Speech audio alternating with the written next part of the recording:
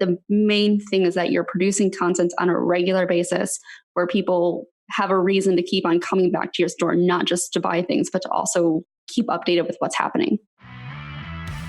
Welcome to Honest E-Commerce, where we're dedicated to cutting through the BS and finding actionable advice for online store owners. I'm your host, Chase Clymer, and I believe running an online business does not have to be complicated or a guessing game. If you're struggling with scaling your sales, Electric Eye is here to help. To apply to work with us, visit electriceye.io/connect to learn more. Now let's get on with the show.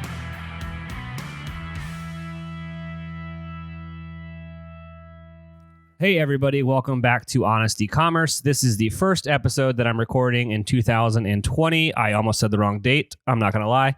And today we welcome to the show. Oh, by the way, I'm your host, Chase Clymer. I don't know if I said that already. But today we welcome to the show. This is my arch enemy and rival, Kelly from the Taproom. Kelly Vaughn, welcome to the show. Yeah, thanks for having me. Thanks for welcoming a rival on. Yes. So Kelly and I have, we're not rivals. Like we're in a mastermind together. We're good friends, but she and I have a very, very fun friendly competition going on between our agencies. So I like to just give her some shit.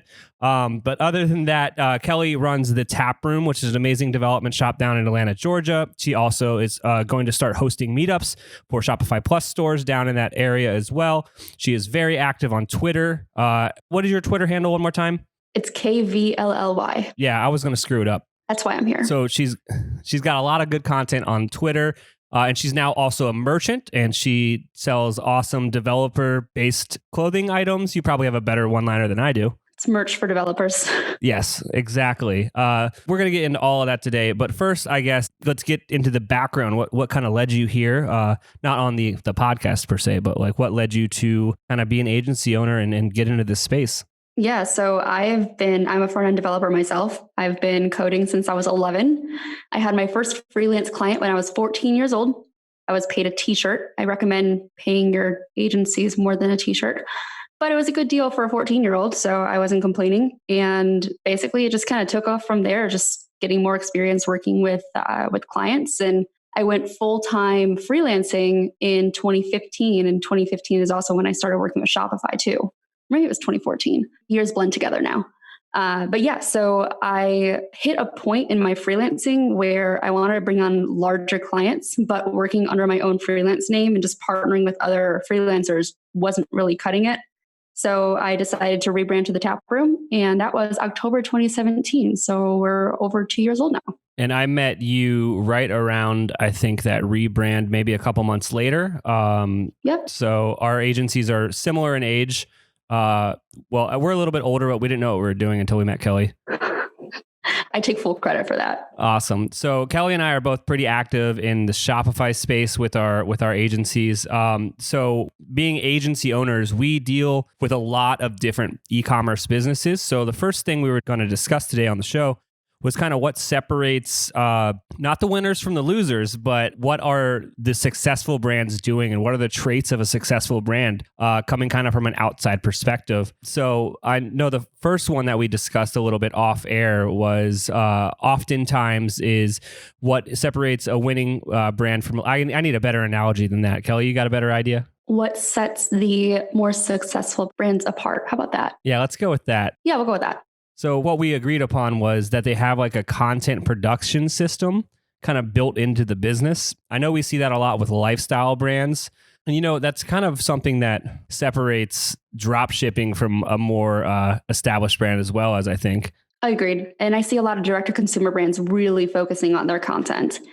And, you don't have to be a direct-to-consumer brand to really be successful here. You can be selling other people's products. But the main thing is that you're producing content on a regular basis where people have a reason to keep on coming back to your store, not just to buy things, but to also keep updated with what's happening. Absolutely. What are some of the other traits that you're seeing across the board with some of your more established brands? The more established brands are definitely putting a very strong focus on mobile optimization. And it seems weird talking about this in 2020 as if it's a new idea. It's not a new idea whatsoever. I mean, we've been making websites responsive for mobile for years now, but we tend to focus so much on the desktop user experience because we're often running our businesses from a computer and not from your phone. So we often miss the little nuances that can go wrong in the user experience when you're actually shopping on mobile devices. I think what might have happened was people were focusing on just checking the box that this is responsive versus this is a journey where I can actually do what I need to do. For sure. And I think at a certain point, it kind of just became a buzzword. Like, this is like my list of things that I need. Responsive has to be on that list. And, we had people reaching out to us saying, I need my website to be responsive, but not knowing what that actually means. So there was an educational component that had to come with that as well. Absolutely. So that's kind of a good pivot right there, which is if someone is reaching out to an agency, or reaching out to a developer, I know you have a lot of experience there. What is the best way to communicate their needs? Is it do a lot of research and come with a laundry list of idea, or just kind of come up with a basic skeleton of it and let the, agency come up with the ideas? What do you think is the best way to approach an agency if you're getting to that level of your business? What I look for most, what I see to be the most successful brands reaching out to us who need help, is knowing what they want their future state to look like or what they want their future state to be, but maybe not know how to get there. We work with a lot of brands who are making at least 500,000 annually, anywhere from 2 to 10 million is where our sweet range is. And these are merchants who have gotten to a certain point in their business where they feel like they're doing a great job. And I mean, if you're doing $500,000 a year, you're doing a great job, but they don't really know where to go next. They have some ideas, but they don't really know how to get that down on paper and actually, build that out on their website, make it actually happen. So the more successful, lead requests lead requests that come in are the ones who have an idea of where they want to go. They don't need to tell me how to do it. That's what the agency exists for. And quite often, we can usually take your ideas and shift them a little bit. That's going to be more optimal for your brand, because we often get ideas from other stores like our competitors, and we fall into this trap of wanting to copy them. And your brand is very unique, and you need to be focusing on what's best for your own brand. So I shouldn't have a laundry list of requirements and hand those to you in a brief? I prefer not to have that. So what separates kind of like a laundry list of requirements from, just explaining to me or explaining to you what the job is to be done? We help frame what the job is to be done. That's kind of our role as the subject matter expert here. We are the ones, like, you're hiring us not just to do what you want us to do, but help tell you what it is that you need to actually continue to grow. So I'd rather know more about your goals and your future state and, what you envision the business looking like, and then let us guide you there. How many times does someone reach out and they want X, but at the end you actually end up moving towards delivering Y? Not Y as in the word, but they wanted one thing, but you come up together and you deliver something completely different. And, why does that happen? It happens all the time, again, because we focus so much on what other people are doing and not necessarily what we need to do. So we help kind of position what it is that you need to actually be doing, if that makes sense. No, it does. I see oftentimes people are like, I need to move this button here and I need to change this page design to look like my competitor. And then if you unpack it a bit more, and it's like, well, why do you want to do that? And it's like, oh, we want to increase our conversion rate. And you're like, well, if that's the actual issue, here's what you should really be doing. And then, and that's how working together with subject matter experts such as myself or Kelly is really going to change your business. You're looking for someone that has, some experience here and can take your ideas and help you grow the business, as opposed to someone that just executes on what you want. And that's what really sets agencies and freelancers apart from people who can just do what you ask them to do versus those who are actually guiding you to what you need to do. And then, of course, doing it. Absolutely. I think once people stop referring to themselves as a freelancer and they start referring to themselves as a consultant is when they've made that shift where it's like, what you want may not be what you need, but I want to help you. And then you have more conversations. That's totally true. I think another comparison there is being a vendor versus being a partner. Oh, yeah, absolutely. We don't want to be seen as just another vendor that you're working with. We would rather be basically an extension of your team. Yeah, I think when you're going and hiring a partner, they're a team member, they're not an employee, and you need to remember that you're hiring them for their expertise. You're not hiring them just to do what you say. And some people need to hear that out loud. Yep. And I do want to bring back one point that you brought up where you kind of unpack what you're saying and you ask why they want to move the button to the left or why they want to make the change to a certain page. We're kind of like the toddler that's learned the word why, and we just want to keep on asking why. I know it can be kind of annoying, but I promise that we're just trying to unpack exactly what it is that you really need at the very base level. Yeah. So actually that's probably that's a key takeaway from this is if you're going to reach out to someone to help grow your business, tell them what you want done and then also say why. And that will give us way more information and allow us to really help you so much better and cut out half of a phone call because the first question we're going to have on that phone call is why. Yep, that's right. So I have another big optimization tip. Go ahead. I see certain brands do better at others is their support system. And I'm not talking, I have friends to talk to, like I have Chase to talk to. I'm talking your customer support. Like, do you have chat on your website? Do you have like a really solid FAQs page that outlines everything that a customer might need to know? Are you quick to respond to emails? Is it the same person responding to the emails in like a specific email chain, or does it switch from person to person to person? I see the more successful brands have a really solid customer support strategy in place. And it doesn't have to be like an expensive setup. You don't have to hire a huge team of customer support people.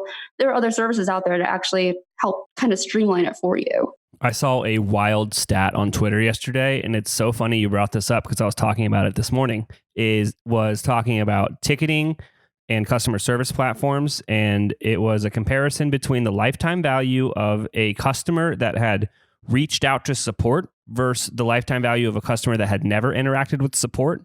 And the people that had reached out and opened a ticket through this brand's website, their lifetime value, I want to say, was like almost double. Yeah, it was like 2 or 3 times more. It was nuts. Yeah, we'll definitely find that and hopefully link to it in the show notes. But that just goes hand in hand with what Kelly's saying here is if you can support your customer and answer their questions, they're going to want to buy from you again or for the first time. For sure. Can I plug an app that I really like? Go for it. Octane AI. It is fully worth the expense that you would pay for it.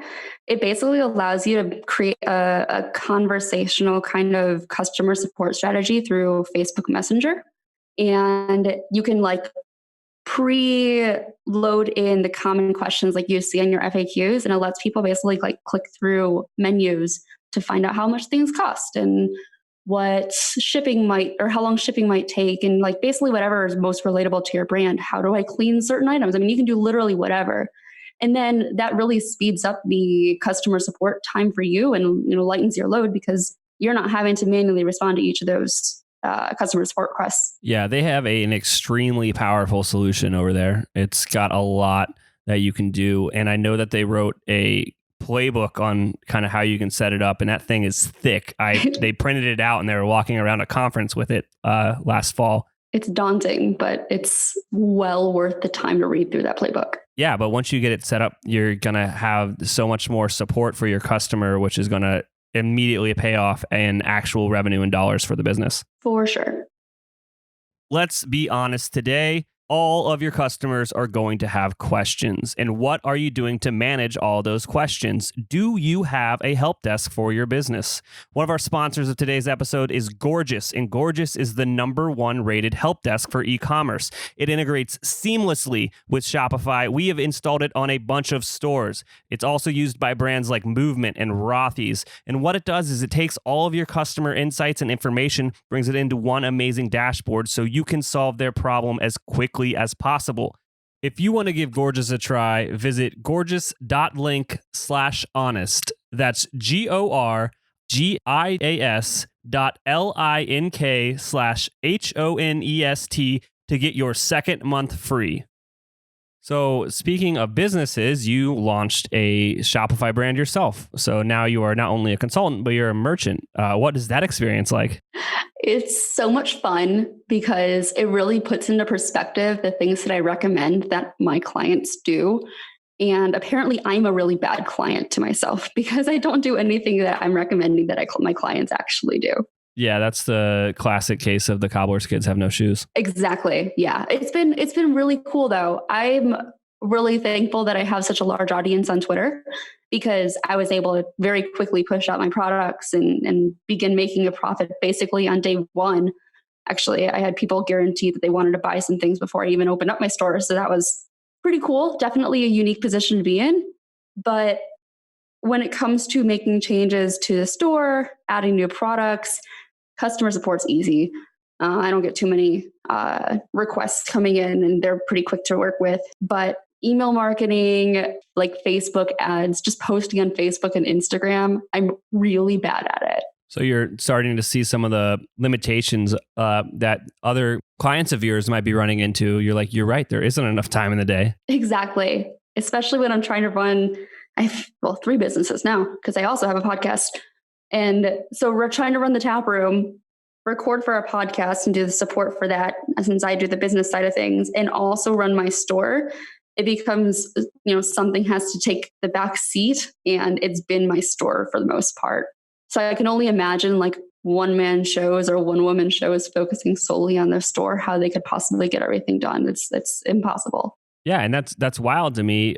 You launched the store when? I launched it at the end of July last year, I believe. And you have just celebrated your 2000th sale. That is insane. Yeah. So that is a considerable milestone there. I think the first couple sales are something to applaud at, but getting into the thousands is insane.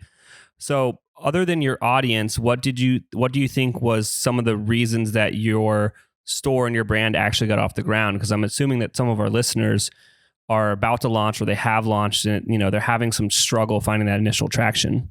Yeah. So once you start getting, like, one of the first things I did, which I think was really beneficial for connecting with my customers, is I have an automated email that goes out the day after somebody places an order. That's just like a plain text email. So no like email template or anything like that. That just says, hey, thanks so much for purchasing something. This is, a new business for me. And, you're supporting me and I really appreciate it. I'd love if you could post a picture of what you received once you receive it. And I get replies to that email saying, I really appreciate you reaching out to me. This is an automated email. And I'm not doing any heavy lifting here whatsoever. And people send me pictures and they post on social media and I'll just retweet them. And those pictures result in more sales of other people wanting to buy the same thing. Absolutely. User-generated content. And then, take it a step further and you could put it into your email blasts or you could put it into your advertising. That is an amazing little system you built out there. Yeah. Yeah. Also, I finally added reviews to the site. I was really slow to add reviews, which includes I'm using Judge Me for reviews. And people are also uploading photos that way too, because it gives you the option to upload a photo. And people are like, oh, yes, I happen to have this picture of my mug, so I'm going to include it. You missed out. And people look at them. On 2,000 reviews you missed out on. I know. No, I actually didn't, because I sent an email. I backdated all of it. So even though I installed the reviews app like maybe December, I think, like early December, I emailed everybody who had placed an order before that saying, hey, really appreciate your business. I finally have reviews on my website and I'd love for you to leave a review for the product you received. Yeah, that's something that I think anyone should do if they aren't currently doing reviews and they want to do it and they're like, well, what about all the old stuff? You can do that. No one really cares. Exactly. And, you might get fewer people responding to it. It might result in some customer support requests, which happens. That's totally fine. I'm more than happy to help them. But most people were more than happy to go ahead and leave a review. I would definitely say maybe set an end point to how far back you want to go with reaching out to previous customers. Like if your products have like a limited lifespan, like if it's food or something just that is perishable, don't go, 2 years back when they've forgotten what it's like to have whatever it is that they ordered from you. Absolutely. What are some other tips that you'd say for the small merchant that's looking to grow their brand?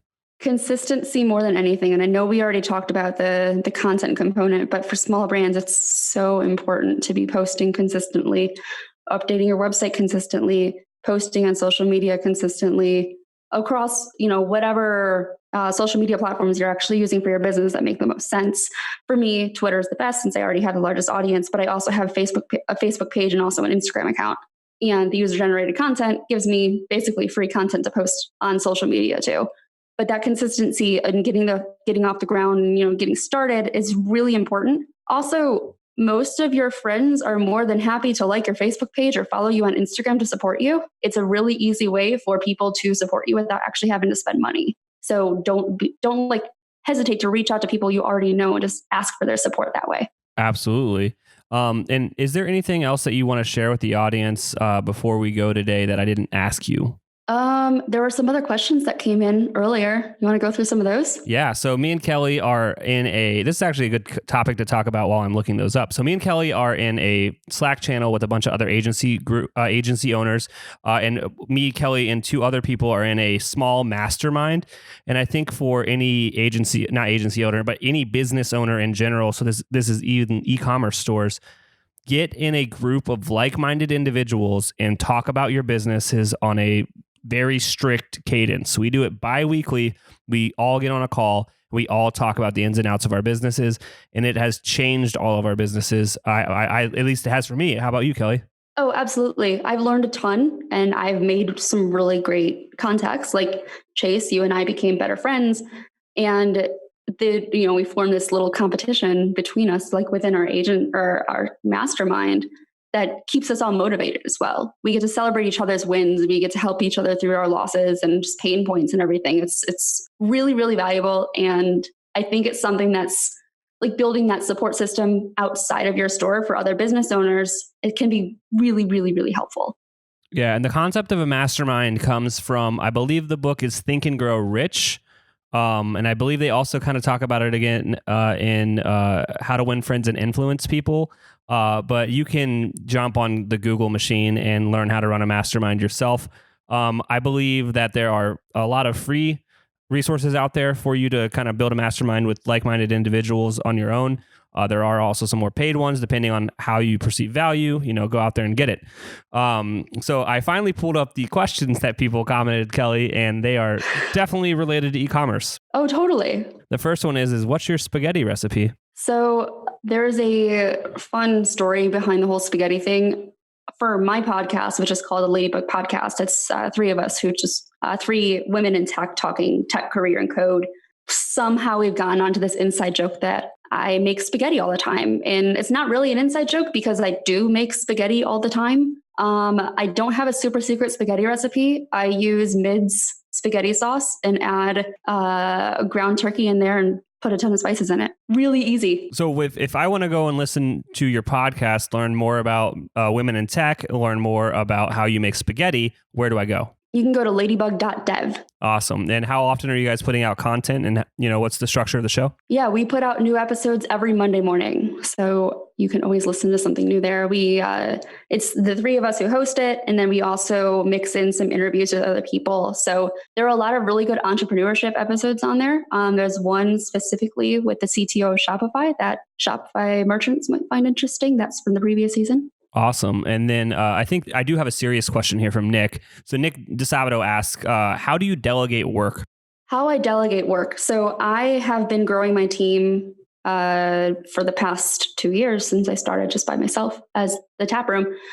Most of our focus is on development. And I find we do a lot of retainer work. So a lot of clients who keep on coming back to us on a regular basis. I find our contractor developers are best for these jobs because I can guarantee when their work schedule is going to be. For project-based work, I give those to our full-time employees because they have a little bit more wiggle room with having to switch between projects or maybe jump on to do a bug fix for another client. I try to keep the work that I do now to a minimum as far as development work goes because it's very difficult to wear my developer brain and my business brain at the same time. Absolutely. I have gotten kind of out of the action of doing, but every once in a while I jump in there and I love strategizing and getting into it. For sure. Awesome. So if people are picking up what you're putting down and they like you and they want to learn more about you, where should they go on the interwebs? Yeah. So you can visit our website at thetaproom.com. You can email me at kelly@thetaproom.com. That's KELLY. You can find me on Twitter at KVLLY. Yeah, I think that's it. And if I want to pick up some awesome developer merch, where do I go? You go to kvlly.com. Awesome. Kelly, thank you so much for being on the show. And I'm going to win the competition this year. No, you're not. Thank you. All right, bye. Bye. I cannot thank our guests enough for coming on the show and sharing their journey and knowledge with us today. We've got a lot to think about and potentially add into our businesses. Links and more information will be available in the show notes as well. If anything in this podcast resonated with you and your business, feel free to reach out and learn more at electriceye.io/connect. Also, make sure you subscribe and leave an amazing review. Thank you.